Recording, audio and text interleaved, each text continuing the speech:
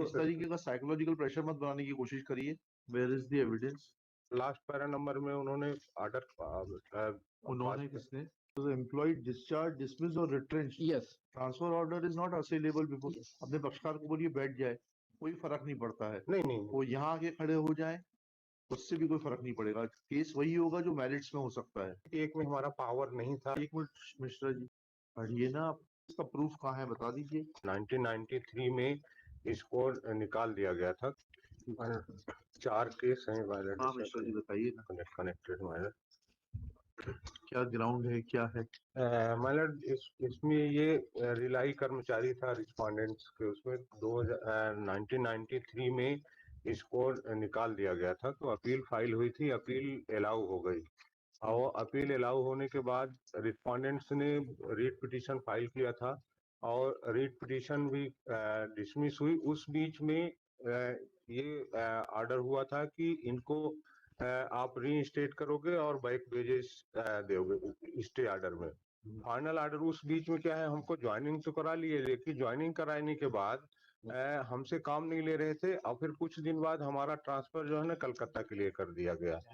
तो उसको मैंने अमेंड किया था रीट पिटीशन में, अर्लियर रीट पिटीशन में। तो रीट पिटीशन वो अलाउ होने के बाद से वो हमारा लास्ट पैरा नंबर में उन्होंने ऑर्डर उन्होंने किसने?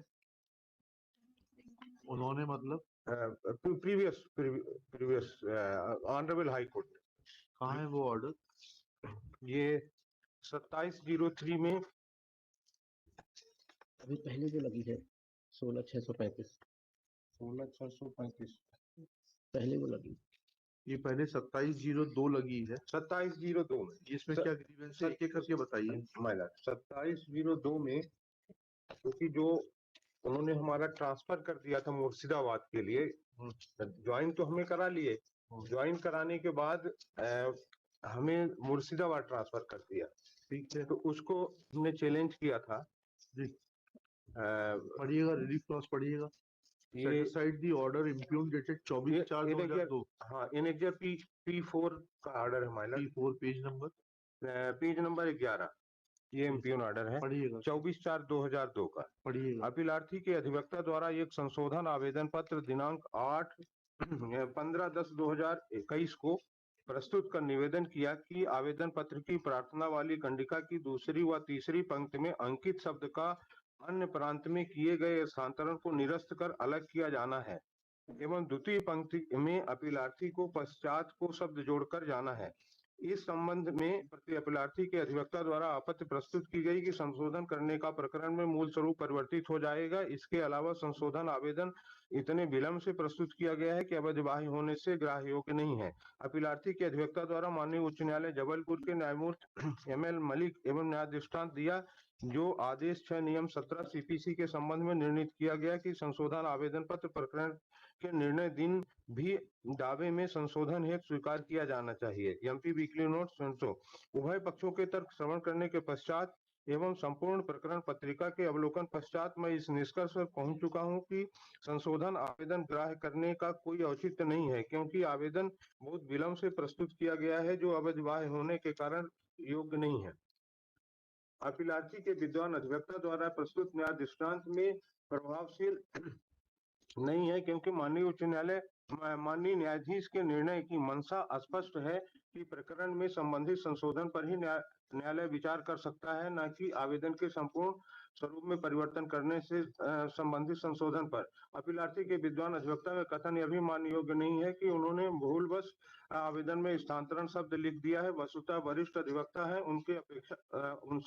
उनसे अपेक्षा नहीं की जाती कि ऐसे प्रकरण में जो उन्हें माध्यम से कई न्यायालयों के एक साथ चल रहा है इस ढंग से शाब्दिक त्रुटि करेंगे। कार्यवाही विवरण दिनांक 15/11/99 को अपीलार्थी के अधिवक्ता को संशोधन की अनुमति इस आधार पर दी गई कि यदि वो चाहे तो कर सकते हैं, किंतु उनके द्वारा संशोधन प्रस्तुत अस्वीकार कर दी गई। अब पुनः संशोधन प्रस्तुत करने का क्या औचित्य है, इस बात से वो सिद्ध करने में असमर्थ है। आवेदन पत्र के अवलोकन से यह प्रतीत होता है कि आवेदन पूर्ण रूप से स्थानांतरण को निरस्त करने के लिए किया गया है, जैसा कि अपीलार्थी ने आवेदन दिनांक 13/10/95 में उल्लेखित भी किया है कि उसके अन्य प्रांत में किए गए स्थानांतरण को निरस्त किया जाकर पूर्व पद पर स्थापित करने का आदेश प्रसारित किया जावे। वस्तुतः अपीलार्थी को 1/9/95 के आदेश द्वारा सागर से लुधियाना स्थानांतरित कर दिया था, जिससे दुखी होकर उसने प्राधिकारी के समक्ष स्थानांतरण निरस्त किए जाने का आवेदन पत्र प्रस्तुत किया। चूंकि बीड़ी एवं सिगार कामगार नियोजन शर्तें अधिनियम 1966 धारा 31(2) के तहत कर्मचारी के स्थानांतरण पर विचार नहीं किया जा सकता, अतः प्रार्थी के स्थानांतरण आदेश को श्रम न्यायालय में चुनौती दी, जो अभी तक श्रम न्यायालय सागर में लंबित है। प्रकरण में पूर्व अधिकारी द्वारा बात पर निर्धारित किया गया था कि क्या अपीलार्थी के स्थानांतरण किया गया है एवं अपील अधिनियम की धारा 31(2) अंतर्गत ग्राह्य योग्य नहीं है। क्या अपीलार्थी की सेवाएं अवैधानिक रूप से समाप्त की गई है? यदि हाँ, तो वह किस सहायता के पात्र है? बाद क्रमांक 1 निश्चित रूप से बीड़ी एवं सिगार कामगार अधिनियम 31(2) को आकर्षित नहीं करता है, क्योंकि धारा 31(2) के तहत केवल सेवा निष्कासन का विषय विचारणीय है। बाद प्रश्न क्रमांक 2 वस्तुतः तथ्यात्मक नहीं है, क्योंकि अपीलार्थी की सेवाओं को केवल स्थानांतरित किया गया है, कहीं भी लिखित रूप से समाप्त नहीं किया गया है, न कि अपीलार्थी द्वारा ऐसा कोई दस्तावेजी प्रस्तुत किया गया है जो सेवा निष्कासन को दर्शाता हो। उपरोक्त तथ्यों के आधार पर मैं इस निष्कर्ष पर पहुंचा हूं कि संशोधन आवेदन पत्र के मूल आवेदन पत्र दोनों ही निरस्त किए जाने योग्य है, क्योंकि स्थानांतरण का प्रकरण अपीलार्थी द्वारा श्रम न्यायालय में दायर किया गया है एवं सेवा निष्कासन का प्रकरण इस प्राधिकारी के समक्ष अपील क्रमांक 7 के तहत प्रस्तुत किया गया है, जो कि निर्णय सुरक्षित है। अतः प्रकरण पूर्णतः निरस्त किया जाता है। उभय पक्ष अपना व्यय वहन करेंगे। ये बताइएगा, ये 1966 का एक्ट लाए हैं आप? लीजिएगा, कहाँ पर है ये? बीड़ी कामगार ये मेंटेनेबल नहीं है, इसके तहत मांगा गया नीचे है 31।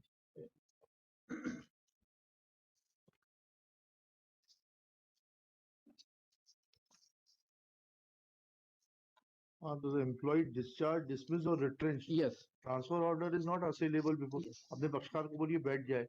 There will be no.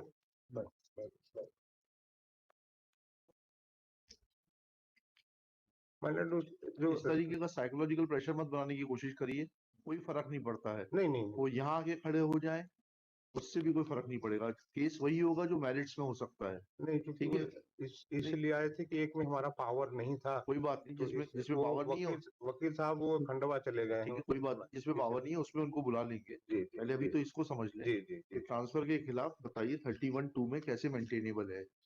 My land उसमें जो प्रीवियस ऑर्डर है हाई कोर्ट का, तो उसमें 2002 में ही क्वेश्चन किया। हाई कोर्ट का ऑर्डर जो है वह स्टैट्यूटरी प्रोविजन को सुपरसीड कर सकता है। पढ़िए हाई कोर्ट का ऑर्डर कहाँ है वो? इसमें 27/2003 में है। 27/2003 में ये क्योंकि टर्मिनेशन का है, इसमें भाई there are two different things. हाँ, एक में वो ट्रांसफर ऑर्डर हमारा ट्रांसफर कर दिए। हाई कोर्ट ने क्या कहा, पढ़िएगा। ये पेज नंबर है 16। ये तो रिमूवल को चैलेंज किया था आपने। Yes sir. उसको बाद में आएंगे, वो तो मेंटेनेबल है। इसमें लिखा है डिसमिसल, नोटिस ऑफ डिसमिसल, ये तो मेंटेनेबल है। ये बताइए, ये जो अमेंडमेंट के खिलाफ आपने याचिका लगाई है, ट्रांसफर ऑर्डर की आप जो है चैलेंज करना चाहते थे, 31(2) में कैसे मेंटेनेबल है ये? माइलैंड 1 फरवरी 2002 को ये हमारा ट्रांसफर ऑर्डर उन्होंने किया 95 में मुर्शिदाबाद के लिए, ज्वाइन नहीं कराए और ज्वाइन न कराने के बाद हमारा ट्रांसफर कर दिया कलकत्ता। ओके, आप कलकत्ता भाई, आप there are two different things जी। वन इज योर रिमूवल और डिसमिसल। तो रिमूवल ऑर्डर हमारा क्वेश कर दिया गया। क्वेश करने के बाद उसमें रीइंस्टेट के लिए ऑर्डर किया। रीइंस्टेट करने के लिए कहा गया? ये इसमें 27/03 में है। कब, कहाँ, क्या कहा गया बताइए? ये एनेगर P2 में है। P2 पढ़िए प्लीज। P2 के पैरा नंबर 10 में ट्रांसफर के संबंध में पढ़िए। 10 में क्या कहा है? ये रिस्पोंडेंट की रिपिटिशन, वो पिटीशन थी वाला। तो ऑब्जर्वेशन है ये। पहले तो ये बताइए कि 31(2) के में कैसे आएगी अमेंडमेंट एप्लीकेशन ट्रांसफर के बारे में। That is an observation by a coordinate bench. ठीक है, ऑब्जर्व बाइंडिंग फाइंडिंग नहीं है. नहीं, क्योंकि ये दोनों कनेक्टेड है वो ठीक है, उसको सुनेंगे ना, अभी उसको सुनिए, पहले इसको देखिएगा. WP 2702 of 2002. This repetition is filed by the workmen. इसमें उसी ट्रांसफर ऑर्डर को रीड पिटीशन भी चैलेंज हुआ है, जो रीड पिटीशन नंबर 16/6/35/2000 उसको भी सुनेंगे ना, अभी उसको थोड़ा ना, अभी तो सिर्फ अमेंडमेंट के बारे में है. This by the workmen, full stop. This petition is filed assailing the order passed by the appellate authority under Beedi and Cigar Workers within bracket Conditions of Employment bracket close Act 1966 on oblique Assistant Labor Commissioner Sagar, full stop. Petitioner is assailing order dated 24/4/2002, whereby an application seeking amendment in the pending case number 65/95, which subject matter of which is in regard to removal/dismissal of the petitioner, moved an application to challenge the order, to amend the pleadings and challenge the order of transfer. Full stop. It is submitted that this amendment should have been allowed, and learned appellate authority cum Assistant Labor Commissioner committed an error in rejecting the application. Next paragraph. Shri Mishra learned Respondent number 2. P.K. Mishra for respondent number 2 in his turn submits that provisions of section 31 within bracket 31 deals with notice of dismissal. Full stop. Section 31 within bracket 2 bracket close another bracket small a of the Act of 1966 deals with discharge, dismissal or retrenchment. Full stop. There is no provision for assailing the order of transfer under the provisions contained in section 31 within bracket 2 another bracket small a, and therefore the amendment sought by the petitioner being highly belated as was moved in the year. कहाँ है आपकी amendment application?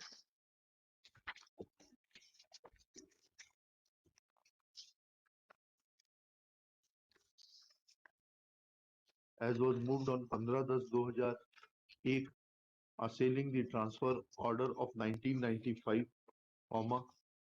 respondent authority has rightly dismissed the application. Next paragraph. After hearing learned counsel for the parties and going through the record, it is evident that the application which was pending before the appellate authority is under section 31 within bracket 2 of the Act of 1966. Full stop. It is an admitted fact that transfer is not covered under the provisions contained in section 31 under 31 because section 31 only deals with dismissal. Therefore, application filed by the petitioner to seek amendment and assail the transfer order being not in consonance with the provisions contained in section 31 of the Act of 1966, no illegality can be attached to the impugned order calling for interference. Thus, the order of the appellate authority is upheld. Petition being devoid of merit deserves WP number 2703. 2703. इसको हटाइए. इसमें क्या है? ये termination का order हमारा manager P3. इसमें क्या कहा अथॉरिटी ने? Where is the impugned order? ये impugned order page number 17. Connected P3 P3 29/4/2002। ये पढ़िएगा क्या कहा। ये नहीं पहले ये 95 का केस का और भी कोई ऑफशूट है क्या? 95 का भी केस डील किया ना जिसमें अमेंडमेंट अलाउ नहीं किया था। अमेंडमेंट एक्चुअली सर ये जो दूसरी पिटीशन लगी है इसको इंडिविजुअल इस पहली पिटीशन को चैलेंज किया थे ने फिर यूनियन के थ्रू इसी ऑर्डर को ये WP नंबर 16635/2010 में जो है उसमें चैलेंज किया तो वो भी खारिज हो गया। 16635 पहले जी दिखाइए। ये भी matter regarding to transfer your lordship same impound order. 16635 दिखाइएगा। तो उसी में जो अभी ऊपर लिखा था ना आपने 202 वाला उसी में लिखिएगा petitioner has challenged the said same order। To union my lord. हाँ एक से रुक जाइए। जी of transfer to union and while order dated 29/1/2010 learned presiding officer of the labor court Sagar in case number 16/98 ID reference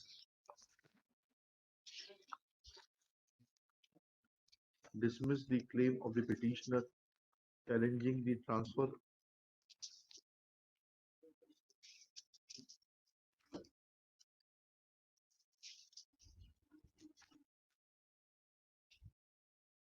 order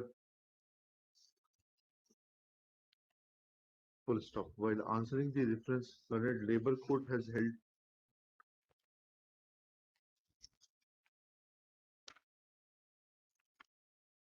that in terms of the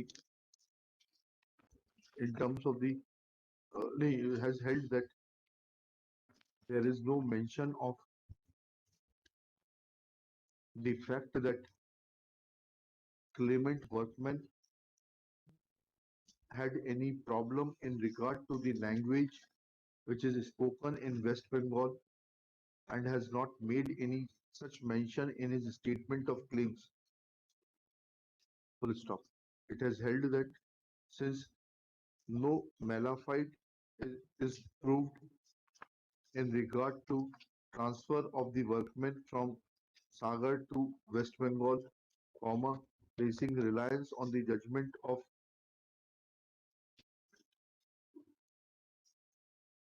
Supreme Court in National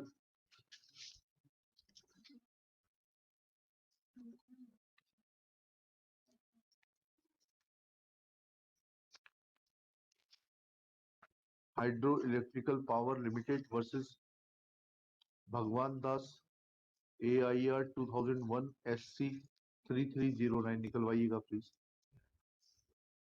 And also placing reliance on the judgment of Madhya Pradesh High Court in R.K. Mishra versus MP SRTC and two others 2003 SLR 488 has held that in absence of any malafide transfer order does not call for any interference. Full stop. And accordingly dismiss the request of the petitioner to cause indulgence in the matter of his transfer from Sagar to West Bengal. Full stop. Next para. Law is well settled that transfer order can be challenged only on only on the following grounds, namely lack of authority, and second ground is that of malafide. In the present case, none of these grounds have been substantiated by the petitioner to assail the order of transfer. Full stop. In view of such facts, when judgment of Supreme Court in National Hydroelectrical Power Limited versus Bhagwan Das is taken into consideration, दीजिएगा भाई 3309 क्या लिखा था? Sorry. Same is the then Honorable Supreme Court has held that transfer of an employee from corporate office to new project, if such transfer is not prohibited by rules and no malafides are shown, then alleged adverse consequences detrimental to seniority of such employees not likely to occur, then no interference is called for. Full stop. In the present case, this judgment applies in full force, and therefore this petition challenging the order of transfer and thereafter the order of the learned labor court in case number 16/98 ID Act reference does not call for any interference, as transfer being an incidence of service does not call for interference. Petition fails and is dismissed. अब ये 2703 बताइए ये क्या है? ये सेवा समाप्ति के विरुद्ध है। जी पढ़िएगा। इनके P3 है इम्प्यून ऑर्डर 29/4/2002। जी पढ़िएगा। यह अपील बीड़ी एवं शिकार कामकाज नियोजन शर्तों अधिनियम जिसे आगे अधिनियम कहा जाएगा धारा 31(2) के अंतर्गत प्रस्तुत की गई है, जिसे इब्राहिम तना इस्माइल अपीलार्थी जिसे आगे अपीलार्थी कहा जाएगा, Mrs Khemchand Motilal Jain cooperative limited Sagar जिसे आगे अपीलार्थी कहा जाएगा के आदेश दिनांक 30/6/98 जो प्रदर्श P3 है के विरुद्ध दायर की गई है। अपीलार्थी की सेवा समाप्ति से संबंधित है। अपीलार्थी का कथन है कि प्रति अपीलार्थी संस्था में 24 वर्षों से रिलाई कर्मचारी के रूप में कार्यरत है। अपीलार्थी के पूर्व में भी प्रति अपीलार्थी संस्थान द्वारा उसे 17/3/93 को सेवा को समाप्त कर दी गई थी, जिसके विरुद्ध उसने अपीली प्राधिकारी के समक्ष आवेदन पर प्रस्तुत किया था, जिसे अपीली प्राधिकारी ने अपने आदेश दिनांक 11/1/95 के द्वारा अपीलार्थी के पक्ष में निर्णय देते हुए उसे पुनः सेवा में बैठे दिनों के वेतन के साथ स्थापित करने के आदेश दिया था, जिससे परिपालन में अपीलार्थी को प्रति अपीलार्थी द्वारा पुनः सेवा में रख लिया गया। किंतु कुछ दिनों पश्चात प्रति अपीलार्थी ने अपने आदेश दिनांक 1/9/95 क्रमांक इतने द्वारा अपीलार्थी का स्थानांतरण अपनी पश्चिम बंगाल स्थित शाखा लुधियाना मुर्शिदाबाद कर दिया गया, जो प्रदर्श D1 है। प्रति अपीलार्थी का कथन है कि मध्य प्रदेश में उसकी कोई शाखा नहीं रह गई है। अपीलार्थी ने प्रति अपीलार्थी के स्थानांतरण के विरुद्ध औद्योगिक विवाद अधिनियम 1947 के अंतर्गत यूनियन के माध्यम से श्रम न्यायालय में विवाद प्रस्तुत किया है, जिसका क्रमांक 16/98 ID रेफरेंस है, जो अभी तक लंबित है। प्रति अपीलार्थी के अपीली प्राधिकारी के आदेश दिनांक 11/1/95 के विरुद्ध उच्च न्यायालय में याचिका दायर की गई थी, जिसे माननीय उच्च न्यायालय ने बैक बेजे छोड़कर उसे पुनः सेवा में बहाल करने का आदेश यथावत रखा। अपीलार्थी का कथन है कि उच्च न्यायालय, श्रम न्यायालय तथा अपीली प्राधिकारी के यहाँ प्रकरणों में लंबित रहते हुए उसे निष्कासित किया जाना दुर्भावनापूर्ण एवं अवैधानिक है। अपीलार्थी ने यह निवेदन किया कि अपीलार्थी बीमार होने के कारण अपीली समय अवधि में प्रस्तुत नहीं कर सका, क्योंकि वह बीमार होने के कारण जबलपुर चला गया था, इसलिए विलंब को क्षमा कर अपीली समय अवधि में मान्य की जावे। अपीलार्थी ने अपनी जवाब दावा दिनांक 7/12/98 को मुख्य रूप से कथन किया है कि अपीलार्थी द्वारा प्रस्तुत अपील समयावधि बाह्य है एवं उसके द्वारा समुचित एवं पर्याप्त कारण प्रस्तुत नहीं किया गया है। प्रति अपीलार्थी ने इसे प्रारंभिक बात पर बनाया जाकर पहले निर्णय करने की प्रार्थना की है। यह कि प्रति अपीलार्थी ने स्वीकार किया है कि अपीलार्थी उसके यहाँ 24 वर्ष से रिलाई कर्मचारी के रूप में कार्यरत रहा। प्रति अपीलार्थी का कथन है कि अपीलार्थी का यह कहना गलत है कि अपीलार्थी द्वारा दायर न्यायालयीय प्रकरण के कारण उसे दुर्भावनावश दिनांक 30/98 को निष्कासित कर दिया गया, बल्कि सच यह है कि प्रति अपीलार्थी द्वारा अपीलार्थी के गंभीर दुराचरण, लंबे समय तक अनधिकृत रूप से अनुपस्थित रहना एवं आदेश की अवहेलना करने के कारण उसकी सेवाएं आदेश दिनांक 30/98 द्वारा अवैधानिक रूप से समाप्त की गई है। अपीलार्थी को सेवा समाप्त किए जाने के पूर्व नोटिस दिनांक 18/8/95, 10/10/95 एवं 10/5/96 एवं 23/5/96 को दिए, जिसका अपीलार्थी द्वारा जानबूझकर पालन नहीं किया गया। इस कारण अपीलार्थी का यह कथन अमान्य है, उसे पूर्ण अवसर नहीं दिया गया एवं प्राकृतिक न्याय का सिद्धांत का पालन नहीं किया गया। प्रकरण निराकरण के लिए दिनांक 23/2/99 को बाद प्रश्न निर्धारित किए गए, जो इस प्रकार है। क्या अपील समयावधि के बाहर होने से चलने योग्य है? क्या अपीलार्थी की सेवाएं प्रति अपीलार्थी द्वारा वैधानिक रूप से समाप्त की गई है? यदि हाँ, तो अपीलार्थी की सहायता में जहां तक अपील के अवधि बाह्य होने का प्रश्न है, उस पर विशेष रूप से विचार किया गया। वस्तुतः मध्य प्रदेश बीड़ी एवं सिगार कामगार नियोजन शर्तें नियम 1968 के नियम 26 के उप नियम 2 के अनुसार कोई भी कर्मचारी सेवा बर्खास्तगी या छटनी के आदेश की सूचना दिनांक से 30 दिन की अवधि के भीतर अपील प्राधिकारी को अपील कर सकेगा, परंतु ऐसी अपील उस 30 दिन के बाद भी उस स्थिति में ग्रहण की जा सकेगी जब अपीलार्थी प्राधिकारी इस बात से समाधान कर दे तो उस अवधि के भीतर अपील न करने के उसके पास पर्याप्त कारण है। प्रकरण में अपीलार्थी को प्रति अपीलार्थी द्वारा सेवा से दिनांक 30/8/98 को निष्कासित किया गया और उसने अपील 17/8/98 को दायर की, जो 19 दिन विलंब से प्रस्तुत की गई है। यद्यपि अधिनियम में अपीलीय प्राधिकारी को विलंब की अवधि को क्षमा करने का अधिकार प्राप्त है, किंतु यह अधिकार पूरी तरह प्राधिकारी की स्वेच्छा पर निर्भर नहीं करता, बल्कि इस बात पर निर्भर करता है कि अपीलार्थी ने उसे इस बात का समाधान करा दिया है कि वह उचित कारणों से समयावधि में अपील को दायर नहीं कर सका। प्रस्तुत प्रकरण में अपीलार्थी ने विलंब का यह कारण बताया है कि वह बीमार होने के कारण जबलपुर चला गया और अपील समय पर प्रस्तुत नहीं कर सका।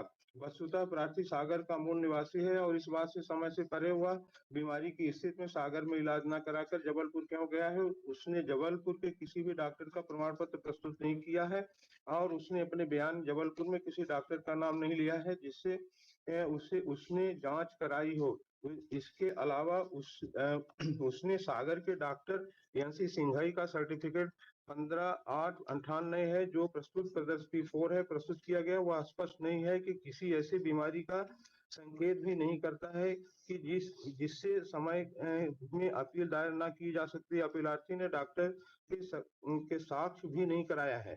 इस प्रकार उसे उत्तर से यह प्राधिकारी संतुष्ट नहीं है और प्रकरण में अवधि बाह्य होने के कारण ग्राह्य होने से योग्य नहीं करने योग्य नहीं समझता।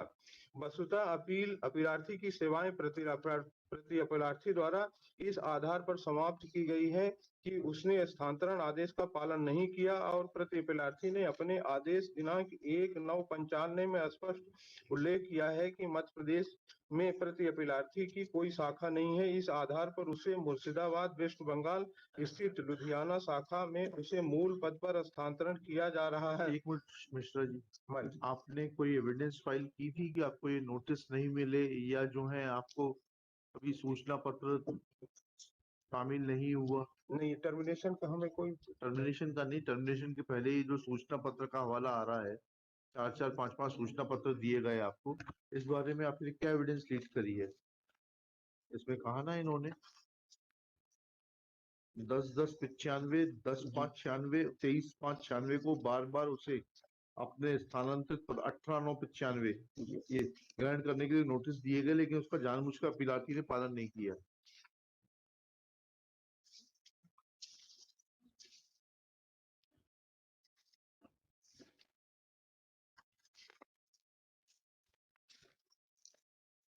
उसकी एविडेंस आप पढ़िएगा, एविडेंस पढ़िए।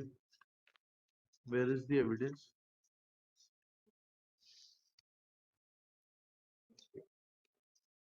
पढ़िए ना आप भाई। This is a dismissal on account of your non-compliance of the orders of transfer. ठीक है, इसमें और रीट पिटीशन में ये मेंशन जी, रीट पिटीशन में और रिकॉर्ड बुलवा लेते, रिकॉर्ड है नहीं है इसमें? हाँ, लिखिएगा, let record of the assistant labour commissioner Sagar which decided appeal number 7/98 we called for to appreciate the facts of the case in better manner. List along with the record in the week commencing 27 फरवरी 2023। ये क्या है? 18977 किस चीज के लिए है? ये हमारा जो प्रीवियस जो हमको टर्मिनेट किए थे और टर्मिनेशन के बाद आप हाई कोर्ट में गए थे और उसके जो हमारा बैक वेजेस था, बैक वेजेस तो हाई कोर्ट ने हटा दिया। नहीं, उसमें फाइनल पे बैक वेजेस दे दिया है। वो एंट्री स्टे में हमको रीस्टेट करने के लिए बैक वेजेस छोड़ के रीस्टेट के लिए। कहाँ है ऑर्डर? दिखाइए।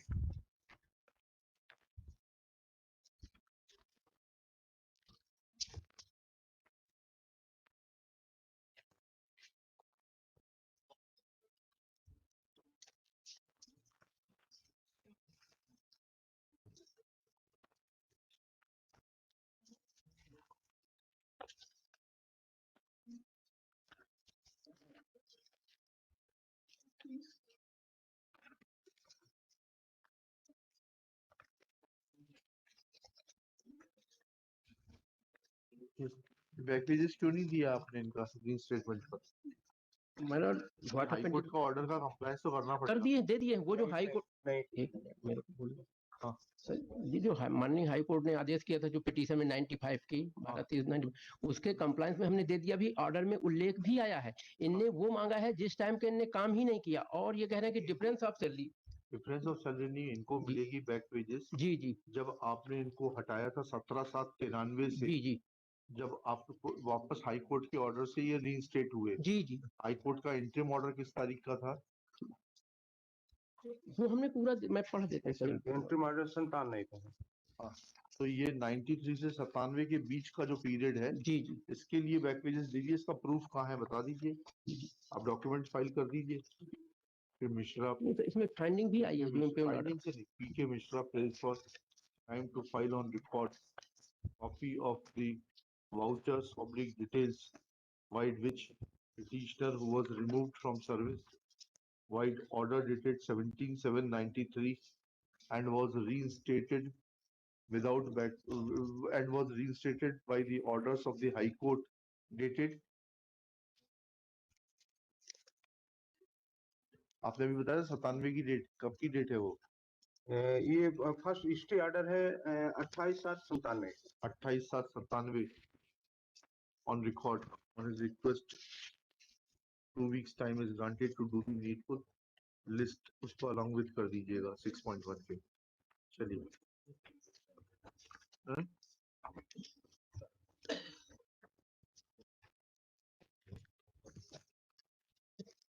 नंबर 7